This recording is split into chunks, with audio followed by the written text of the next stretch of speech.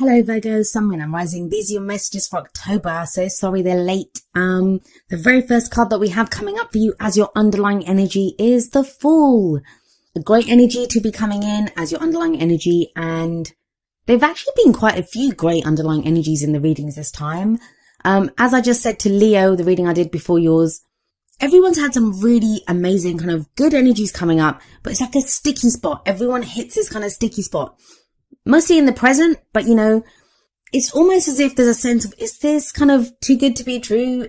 When you've been in that kind of defensive energy for so long, it can feel difficult when, you know, things actually start going in our favor, or when good energies start coming in, we can be kind of doubtful. It's that too good to be true kind of feeling that comes up. But I'm getting ahead of myself. The Fool shows a major new life cycle beginning for you. I think the main kind of energy that's coming up for you Virgos for this month is going to be faith, taking a leap of faith, having the courage to take bold steps and to move forward. The Fool is the rebirth of the soul. It's not the last card. It's not the first card of the major arcana. It's where we decide to go again. And as I always say when this card shows up, the Fool sets out on this new journey, on this adventure, and he sets out with hope and trust and excitement and enthusiasm that he's going to go on this great adventure.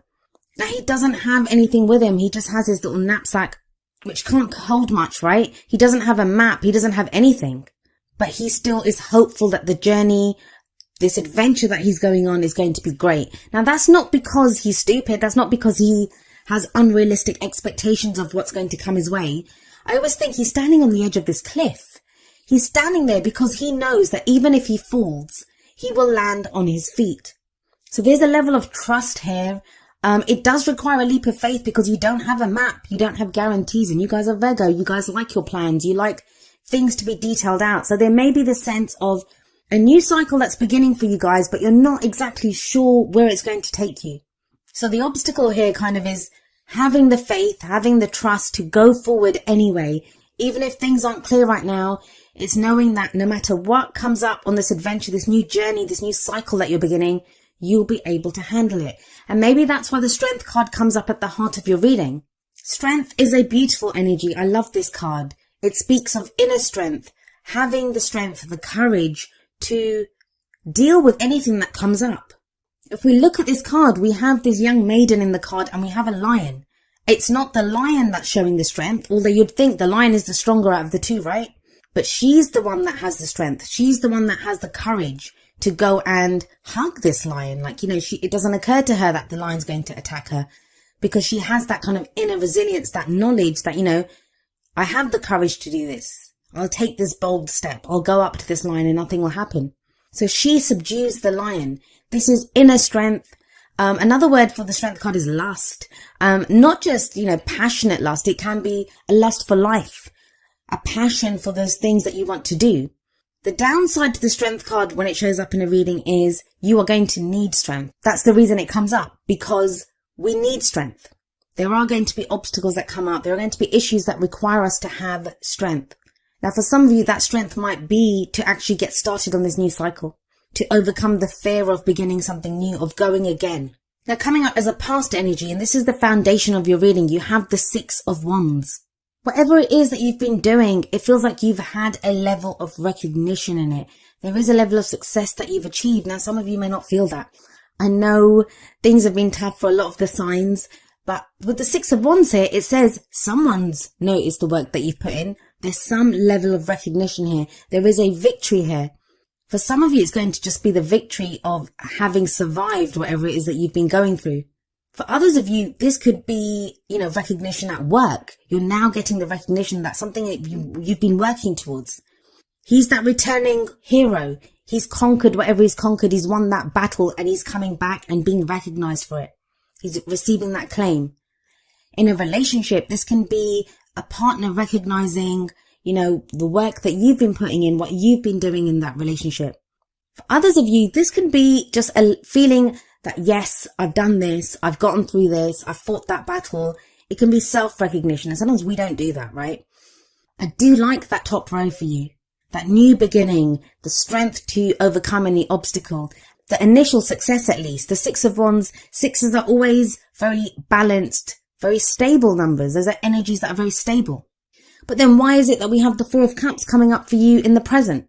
The present energy, it's usually the main energy for this period. When I say that, the energies can play out in different times. Some of us go with the energies, some of us resist them. Our own free will, other people's free will, they can affect what is going on. It's a general reading, so sometimes the energies that come up, they're not even our own energies. If we're closely related to someone at the moment, if someone else is playing a crucial role in our story at this time, these can be their energies because they affect us as well. But the Four of Cups is a card of feeling stuck.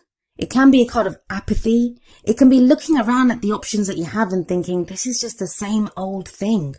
We see this guy sat on the ground. He has 3 cups around him. They all look the same, right? Nothing remarkable about those cups. And he doesn't even know what to do with them. He's not even picking any of them up. He's like, is this what I have to work with? So it can be feeling stuck. But there is a 4th cup being presented to him which he doesn't see yet. He's looking down on the ground. If he looked up, he'd see this kind of mystical, glowing gift from the divine almost cup being offered to him. Now that 4th cup, it always represents the Ace of Cups for me. Now Leo just got this as well in exactly the same place. So if any of you are dealing with a Leo, could be with that Strength card there, that could be the card for Leo. Or if you have placements in Leo, please watch that video. As I said, the 4th cup, it can represent the Ace of Cups. And the Ace of Cups is all about new love, new happiness, a new emotional cycle that begins, emotional growth, spiritual healing. It's a very healing energy anyway. And the newness of that 4th cup, it kind of resonates beautifully with the Fool that sat above the 4 of Cups here. There's a new cycle beginning for you guys. Things are not the same. You are not the same. But it doesn't feel like it fully yet. You've achieved something with that 6 of Wands in the past. There's been some success. There's been some achievement. But you're not seeing it yet. Now, the 4 of Cups can also represent an offer of love or friendship. There is an offer of love or friendship on the table. Either you've made it or you've received it. And there's someone that's weighing it up and thinking, is this what I want? And that might be where the Fool's there. It's saying this could be a new cycle that's beginning for you. It doesn't even have to be love or friendship. It can be an offer, a job offer, something that makes you happy, something with work that does represent a new go at happiness, but you're not sure because it requires a leap of faith with the Fool there. This leads to the Lovers. The Lovers is coming up in the future. Now, the Lovers can indicate a relationship that is there, but it also shows a choice, a head or heart decision that needs to be made. So maybe if there's been this offer on the table for a while, or, whether you've made that offer, whether you've received that offer, now it feels with the Lovers card in the future, a choice is finally made. It's a Major Arcana card. You have 4 Major Arcana cards in a 6-card reading. Those are heavy changes. Those are big changes coming in. If you felt like you've not had it within you to choose something, like you've not seen what your options are, you've just been feeling stuck in a rut. The Strength card sat above the Lovers. That shows you now you have the strength to do this. And it may require you going in a completely different direction from what you would ever have thought you would be doing. The Fool is that leap of faith. The Strength card is having the courage to take bold action, to take bold steps. The Lovers always says to me about going for what you love. Like, why would you not go for what you love? Whether it's a job, whether it's a person, whether it's a direction in your life. Because sometimes we can talk ourselves out of it, right? This is not right for us. That little voice of fear that speaks up. And it seems easy. It feels like it's the easiest thing in the world to go for what you love, but it isn't. It can be frightening because if you truly love something, that makes you vulnerable. That's the people in the Lovers card. They are naked. They stand before each other naked, and that's a very difficult thing to do. To show someone, this is who I am. This is what I am. Take it or leave it. So it takes courage, and I know it's not easy. The Strength card says you have the strength to do this, but you still have to draw on that strength. You still have to take those bold steps, have the courage. But you have the Alchemist, also known as the Magician, coming up as your crowning energy.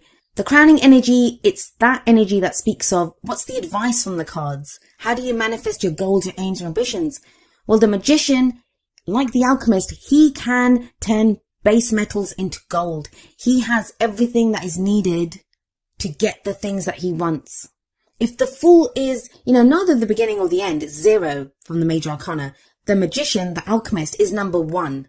That's the true beginning of the Major Arcana. That's when you look at what you have available to you.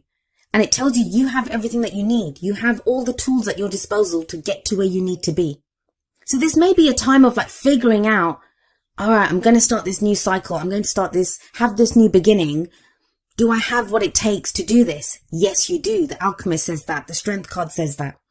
So if you need to take that moment with the Four of Cups, if you feel kind of stuck here, take that moment if you need to. We all need that.